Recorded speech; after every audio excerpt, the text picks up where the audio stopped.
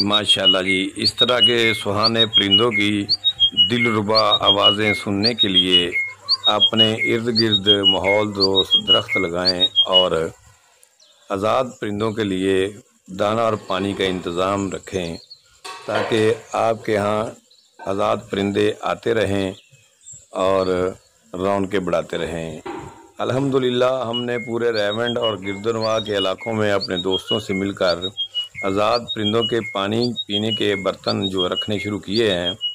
मस्जिद ईदगाह सनमर और रेवंड में आज 10 अदद कनालियाँ मंगवाई गई हैं। इनको आज पानी से भर कर रखा गया है।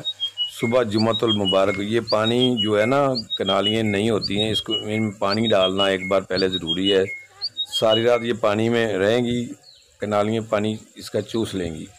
सुबह इंशाल्लाह मुख्तलिफ मखसूस मकामात पर छाँव में ये कनालियाँ रखी जाएंगी, यहाँ पर हमारे दोस्त इंशाल्लाह रोज़ाना पानी डालेंगे। ये मस्जिद ईदगाह सनमर रेवंड में मौजूद हैं हम इस वक्त, और ये देखें पानी हम भर रहे हैं कनालियों में। ये 10 की 10 कनालियाँ सारी रात पानी इसके में भीगी रहेंगी।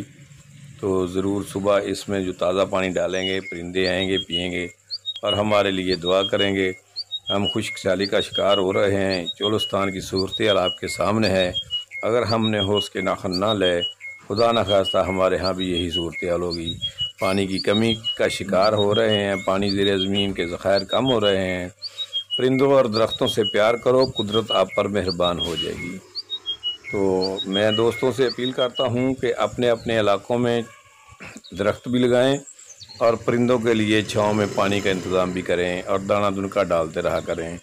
इंशाअल्लाह ताला अल्लाह पाक फजल व करम की बारिश सलामती वाली हम पर नाज़िल फरमाएगा। जब बारिशें होंगी तो खुशहाली भी होगी। हकीम इफ्तिखार हसन रेवंडी, शरीयत दोस्त रेवंड।